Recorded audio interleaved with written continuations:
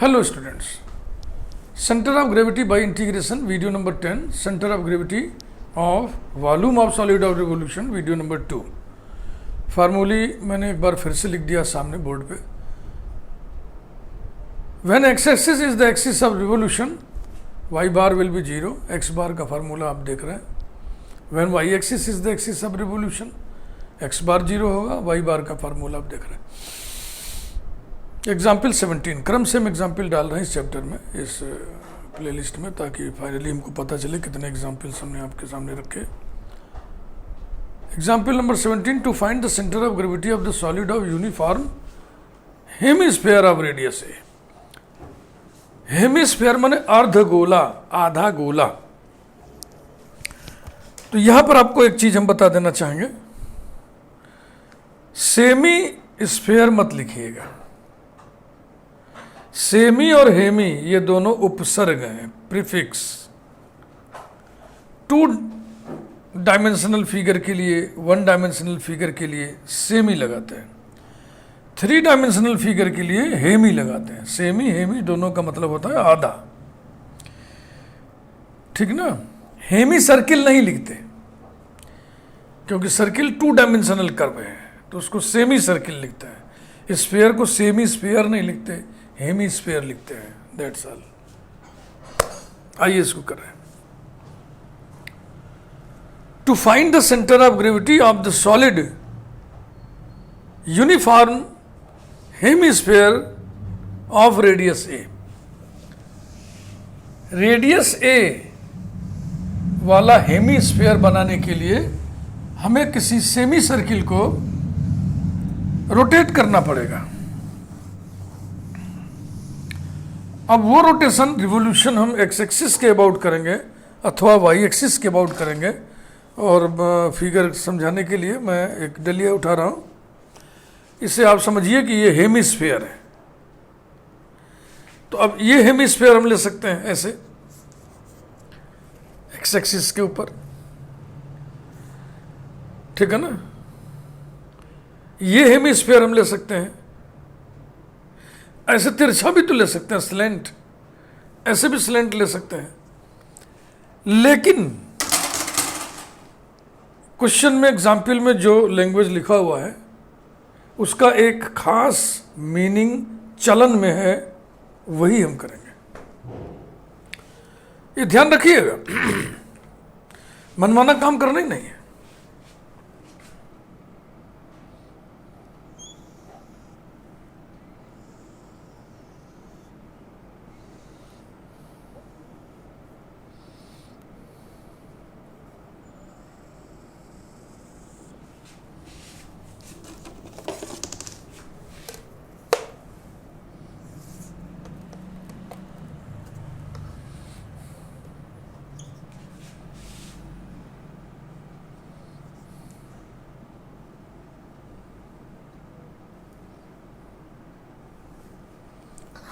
ठीक,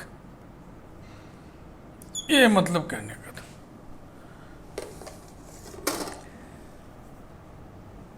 volume, solid hemisphere माने hemispherical volume. Volume पैदा करने के लिए, जनरेट करने के लिए हम एरिया को रिवॉल्व करते हैं, और अगर सरफेस जनरेट करना होता है तो कर्व को रिवॉल्व करते हैं. तो इस सेमी सर्कुलर प्लेट को एक्स एक्सिस के अबाउट घुमाने से, इसको एक्स एक्सिस के अबाउट घुमाने से क्या बनेगा? हेमिस्फीयर बनेगा. ऐसा ऐसा हेमिस्फीयर बनेगा, ऐसा, जो एक्स एक्सिस के अबाउट सिमेट्री होगा. एक्स एक्सिस के अबाउट घुमा रहे हैं, X axis line of symmetry होगा. Centre of gravity line of symmetry पर स्थित होती है. Centre of gravity O X पे स्थित होगी, इसका मतलब उसका वाई कोऑर्डिनेट 0 होगा. थोड़ा इसमें नाम वाम कुछ लिखना चाहेंगे हम.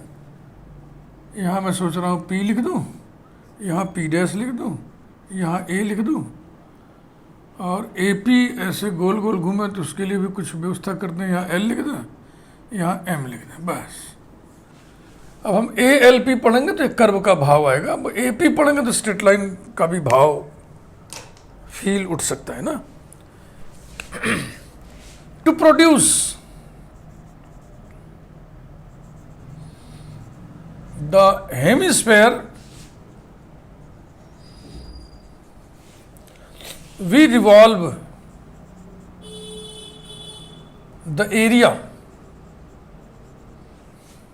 शुरू करें, यहीं से पढ़ना शुरू कर दें। P dash M A L P O P dash, P dash M A L P O P dash, about x axis, about x axis, since x axis is the axis of revolution,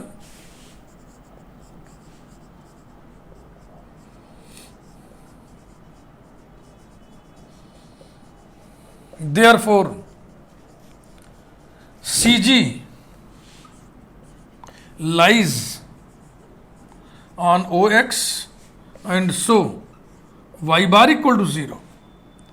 इसे standard notation ही समझ लें, जो भी सी जी निकालनी होती है उसके coordinates को एक्स बार वाई बार ही मान के चलते हैं हर क्वेश्चन में। नाउ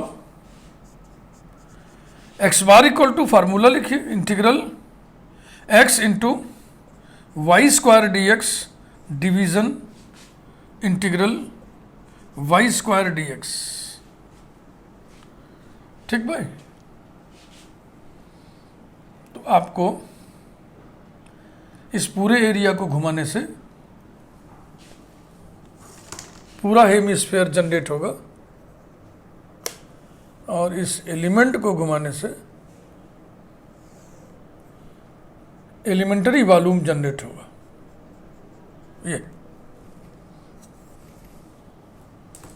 इसकी ब्रेथ डेल्टा एक्स लेते हैं और ये लंबाई कितनी होगी, अगर इस कोऑर्डिनेट को हम एक्स वाई लिख दें तो y यहाँ y यहाँ,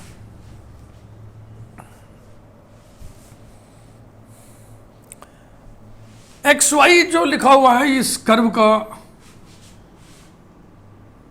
कर्व पर स्थित जनरल पॉइंट का y कोऑर्डिनेट है, तो इसका इक्वेशन लिख दीजिए।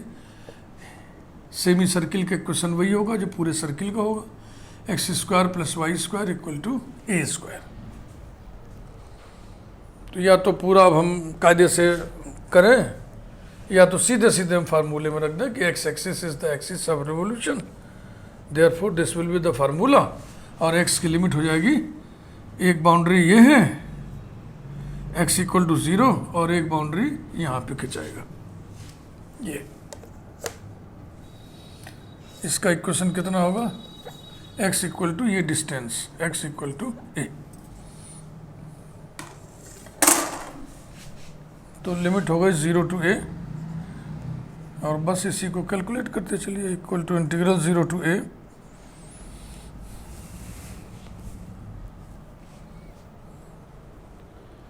हाँ, थोड़ा अगर आपको परेशानी हो रही हो कि जैसे कि इसको हम इसके अबाउट घुमाएंगे तो हम कोई एरिया तो निकाल नहीं रहे हैं, पूरा लंबाई लेंगे ना, एक्स एक्सिस के अबाउट घुमाना है तो इतने हिस्सा तो चारों तरफ घुमाओगे, तो pi Y square delta X pi Y square D X, यही तो आएगा, यही तो आएगा। एक्स इंटू वाई स्क्वायर की value equation of the circle से A square minus x square D x division integral 0 to A square minus x square D X equals to, देखो A square X का integral हो जाएगा A square x square upon 2 minus x cube का हो जाएगा X to the power 4 upon 4, limit हो गई 0 to A division integral A square का integral A square x minus x square का integral X cube by 3, limit 0 to A. 0 रखने से न कुछ ये देगा न कुछ वो देगा, सिर्फ ए ही रखना है। A to the power 4 upon 2 minus A to the power 4 upon 4 division आएगा ना, A to the power upon 4 A to the power 4 upon 2 minus A to the power 4 upon 4 division A cube minus A cube by 3 A cube minus A cube by 3 equals to A to the power 4/4 division 2a cube by 3 equals to A to the power 4/4 into 3/2a cube, यह आ गया 3a/8। ये final answer लिखना हो तो लिख दीजिए, the required CG is 3a/8 comma y/0। तो CG के कोऑर्डिनेट्स क्या हो गए? 3a/8 comma 0। This is the center of gravity. Yeah, these are coordinates of center of gravity of solid hemisphere as shown in the figure.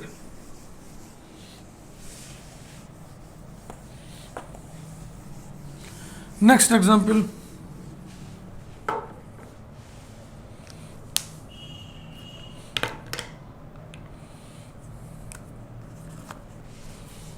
Example number 18.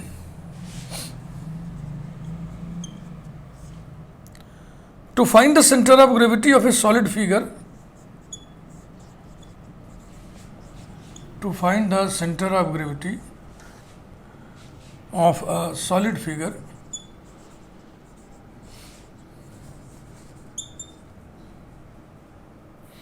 formed by revolving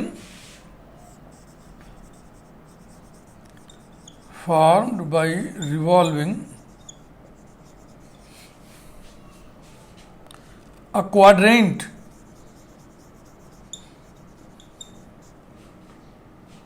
of an ellipse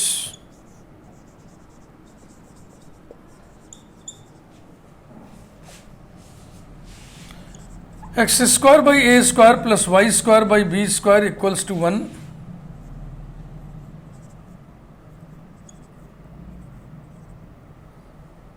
about its major axis, about its major axis।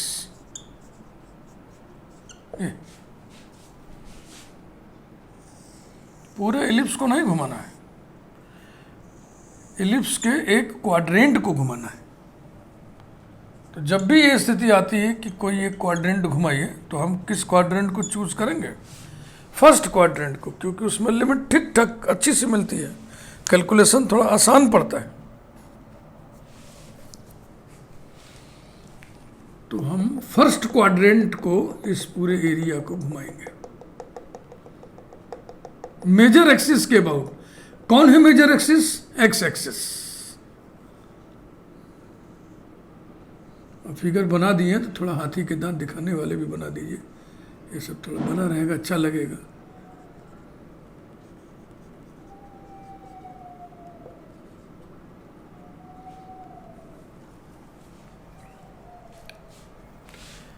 About major axis यानी about x axis, since x axis is the axis of revolution,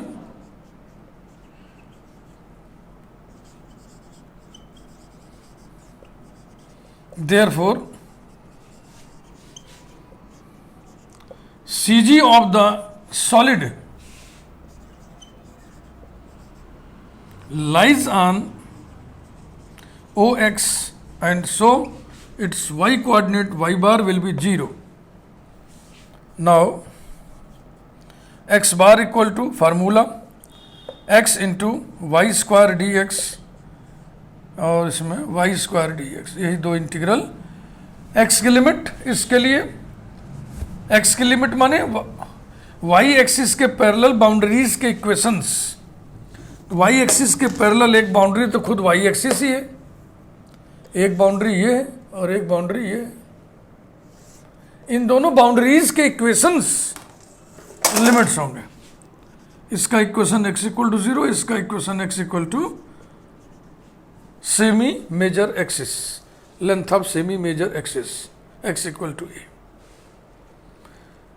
ध्यान रखना, limit को लेकर के बच्चों के अंदर बहुत सी उलझन होती है। कुछ ट्रेनर भी उलझन भरी ट्रेनिंग देते हैं।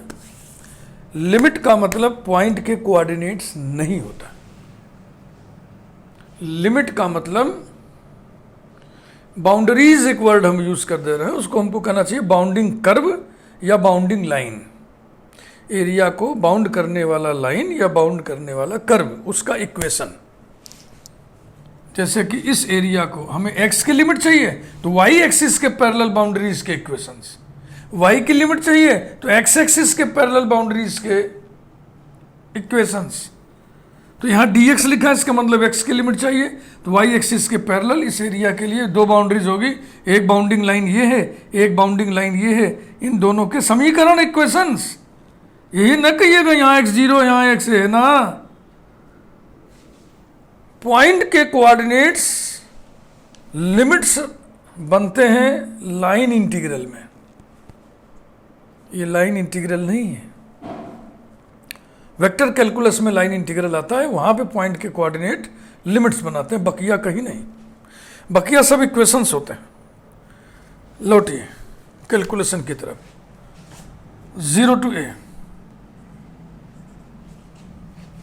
Equals to integral 0 to a x into Y square की वैल्यू, यहां से वाई स्क्वायर निकालिए, b square by a square, b square by a square into a square minus x square, यही तो आएगा। ठीक है, समझ रहे हैं ना। Y square upon b square equal to 1 minus x square upon a square equal to A square minus x square upon a square, तो वाई स्क्वायर बराबर हो जाएगा b square upon a square into this d x. Division integral 0 to a b square by a square into a square minus x square D x. Constant term ऊपर नीचे cut गए, ये numerator का है, ये डिनोमिनेटर का है। इस तरीके से काटने में कभी वेरिएबल को झटके में मत काट दीजिएगा, कांस्टेंट ही करते हैं। बस हो गया, 2 लाइन का काम और।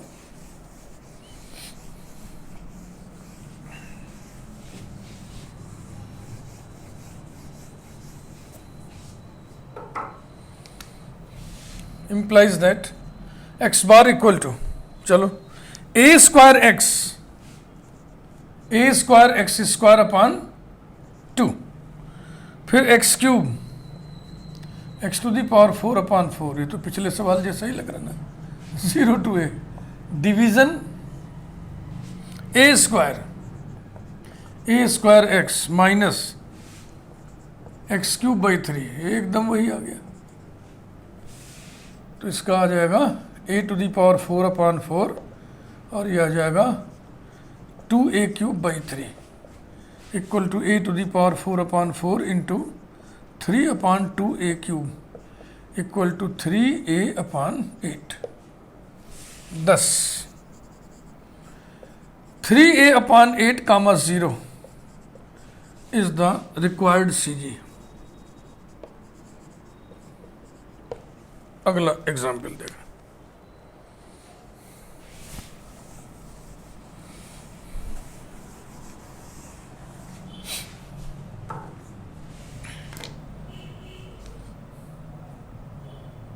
Example number 19।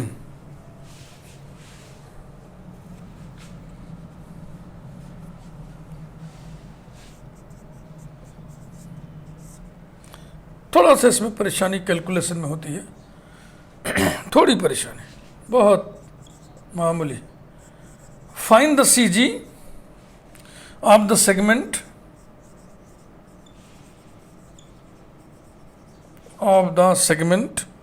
Of a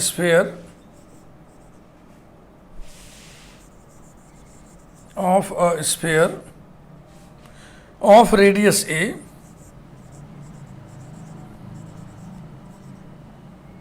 cut off by a plane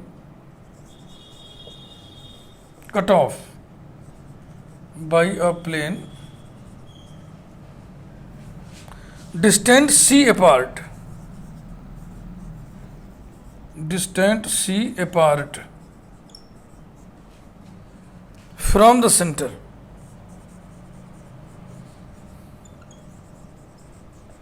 ध्यान से आप लिख रहा हूं तो लिख लीजिए, क्वेश्चन को 2 बार पढ़ लीजिए। सेगमेंट माने भाग होता है।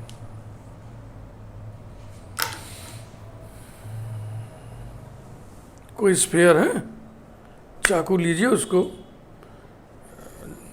एक सिरे से थोड़ा अंदर आके काट दीजिए तो एक हिस्सा कट जाएगा ना। जैसे तरबूज है, ठीक है। फिर एक किनारे से थोड़ा अंदर आइए और डायमीटर तक मत आइएगा, थोड़ा अंदर आइए, उसको ऐसे काट दीजिए तो हिस्सा अलग हो गया कि नहीं, वही सेगमेंट। स्फीयर जनरेट करने के लिए हम सर्किल को रोटेट करते हैं, सर्कुलर प्लेट को, एरिया बाउंडेड बाई सर्किल को रोटेट करते हैं। तो सेगमेंट ऑफ स्फीयर को जनरेट करने के लिए हम सेगमेंट ऑफ सर्किल को रोटेट करेंगे अबाउट एक्स एक्सिस। फिगर तो ही बना दें हम।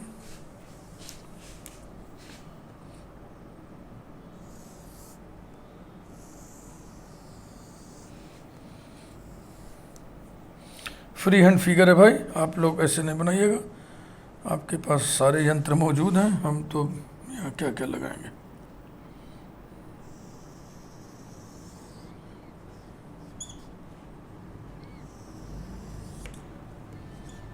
ऐसा। अब इस सर्किल का एक सेगमेंट हम लेने जा रहे हैं। ये किनारे से थोड़ा अंदर आए और ऐसे काट दिए। इसी सेगमेंट को सर्कुलर प्लेट है, मान लीजिए एरिया है, एरिया के इस हिस्से को जब हम एक्स एक्सिस के अबाउट घुमाएंगे तो गोले का सेगमेंट मिलेगा, स्फीयर का सेगमेंट। तो पॉइंट डाल दें, नाम लेने में अच्छा लगेगा ना। यहाँ से शुरू करें, पी डैश, यहाँ ए लिख दो, यहाँ पी लिख दो, यहाँ पर भी कुछ लिख दिया जाए, यहाँ बी लिख दिया जाए और यहाँ पर एल लिख दिया जाए, यहाँ पर एम लिख दिया जाए, ठीक। और अब वाई एक्सिस से ये कितनी दूर है ये लिखा हुआ है, cut off by a plane. ये प्लेन है जो आप गोले को काटेंगे, प्लेन ए चाकू। सेंटर से सी दूरी पर है, सेंटर से ये दूरी सी है। तो इस हरी वाली लाइन का इक्वेशन क्या हो जाएगा, x इक्वल टू सी, ठीक। और एक लाइन यहां पे बाउंड्री वाली लाइन, इसका इक्वेशन कितना होगा, x equal to radius, radius हम a ले लेंगे। इस सर्किल के इक्वेशन हम मान लेंगे x square plus y square equal to A square. बस सारी कहानी खत्म। ये जो हमने डॉटेड ग्रीन से दिखा रखा है, इसी एरिया को एक्स एक्सिस के अबाउट घुमाने से segment of this sphere generate होगा। फिर एक्स की लिमिट क्या होगी, एक बाउंड्री ये है, एक बाउंड्री ये है। इस बाउंड्री का इक्वेशन एक्स इक्वल टू सी, इस बाउंड्री का इक्वेशन एक्स इक्वल टू ए, तो लिमिट हो जाएगी सी टू ए। चलिए कुछ लिख पढ़ दें, फिर कैलकुलेशन शुरू करें।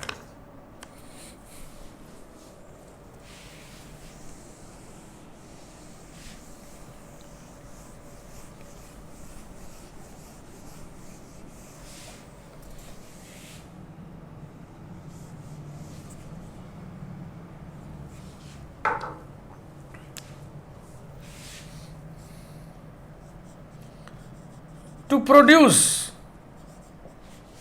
the segment of the sphere, we revolve the area, यहीं से नाम लेना शुरू करें, P dash L A M P, P dash L A M P B P dash about x axis, about x axis। हाँ, या तो केवल इतने हिस्से को भी घुमाएंगे तब भी वही सेगमेंट जनरेट होगा। तो वही जनरेटिंग सिस्टम का जो हम आपको कॉन्सेप्ट दिए थे, ठीक है। ठीक। Since x axis is the axis of revolution,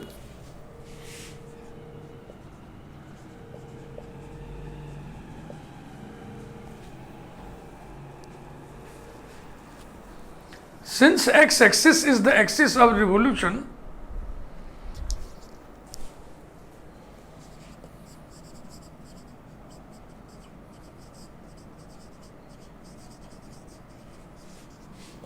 therefore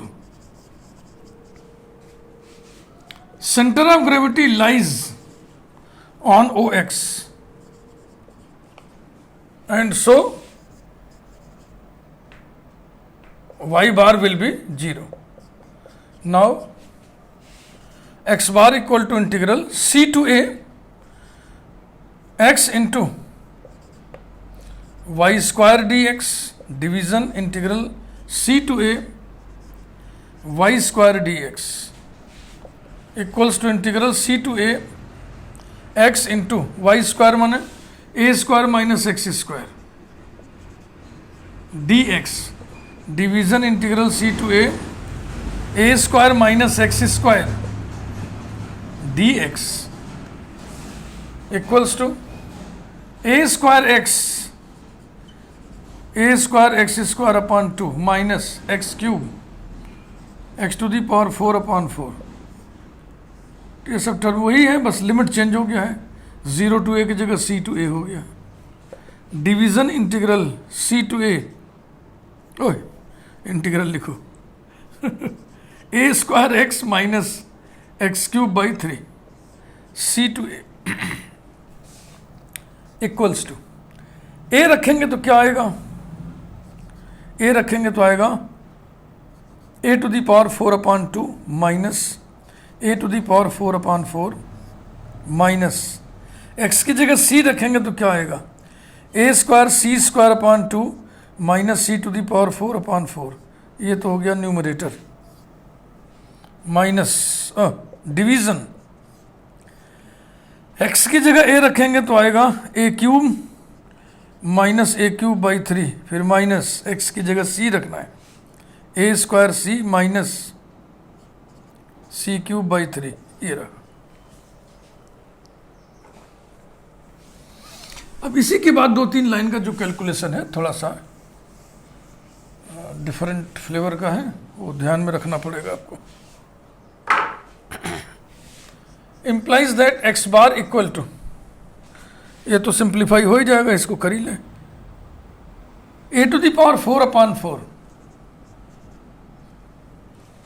minus a square c square upon 2 plus c to the power 4 upon 4 division 2a cube upon 3 minus a square c plus c cube by 3, या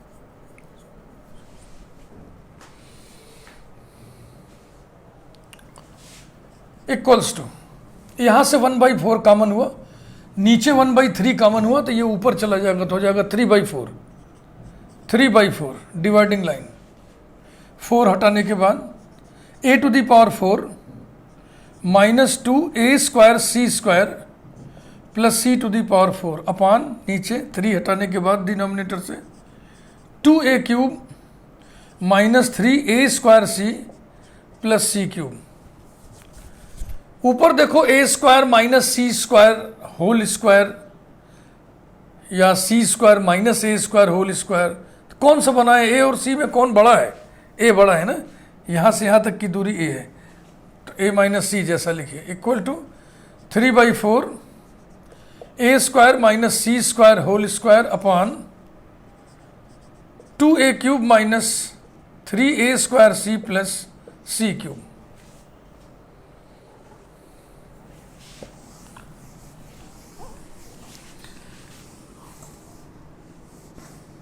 अब नीचे factors करने, यही काम थोड़ा सा टेढ़ा है।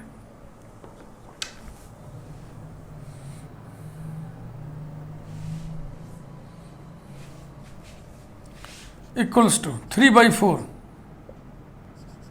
ए minus c whole square into a plus c whole square चलेगा? तो this into this whole square हो जाएगा जी, अपान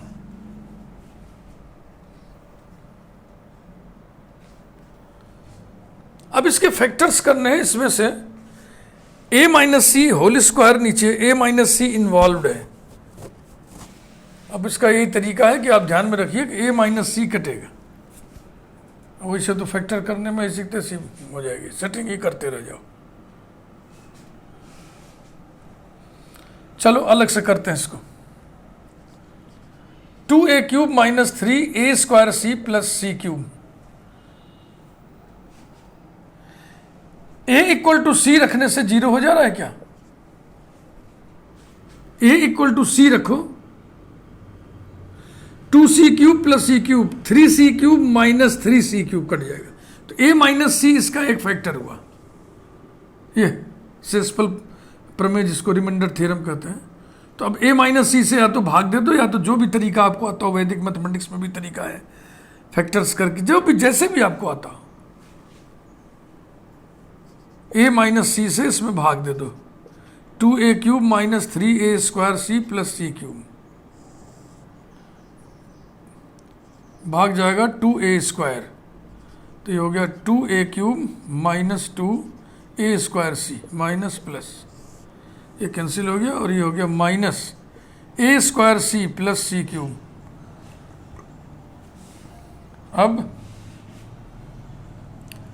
माइनस ए सी, तो हो जाएगा a स्क्वायर सी, और ये हो जाएगा प्लस ए सी स्क्वायर प्लस ए सी स्क्वायर प्लस माइनस, ये कैंसिल, और ये कितना आ गया?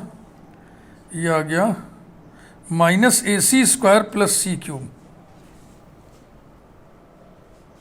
माइनस सी स्क्वायर बार माइनस सी स्क्वायर, तो हो जाएगा माइनस ए सी स्क्वायर प्लस सी क्यूब।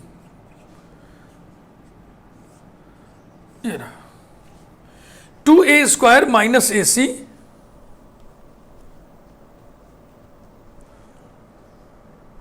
न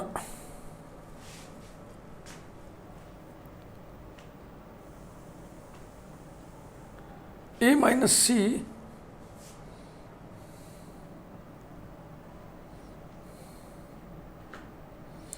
फिर इसमें से निकलेगा एक। चलो करते हैं दो बार में। a minus c into 2a square minus A c minus C square, एक a माइनस सी कैंसिल करिए, equal to 3/4 a minus c into a plus c whole square upon 2a square minus A c minus C square equal to 3/4 a minus c into a plus c whole square. इसमें से फिर factor होगा ना, जैसे देखो 2c square के दो ऐसे खंड करने हैं, अरे भाग दे के फुर्सत पाओ, a माइनस सी से 2a स्क्वायर माइनस ए सी माइनस सी स्क्वायर में कितनी बार जाएगा? a, तो ये हो गया 2a, 2a square minus 2ac ac minus सी स्क्वायर, अब कितनी बार? प्लस सी, तो ये हो गया ac माइनस सी स्क्वायर। कुछ लोग इस तरह से प्रक्रिया करते समय यहाँ ऐसे कर देते हैं, ये गलत है। ये गणित है ना भाई, गणित में तो ये क्या है? ये गुणा का चिन्ह है। तो यहाँ रिमाइंडर लिखते हैं, जो शेष बचा, शेष कितना बचेगा? 0, 0।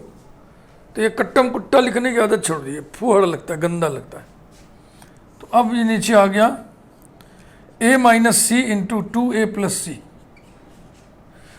This is equal to 3/4 a plus c whole square upon 2a plus c. Answer match करें? ठीक है, बिल्कुल सही है।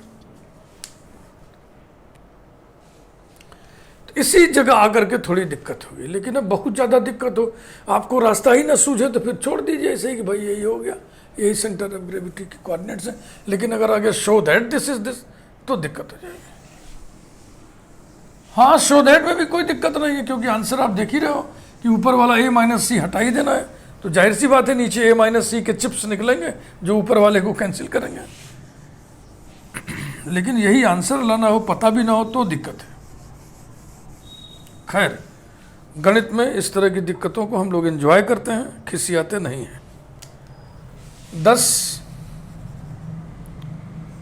क्या सेंटर ऑफ ग्रेविटी के कोऑर्डिनेट्स आए 3/4 into a plus c whole square upon 2a plus c comma 0 is the required CG।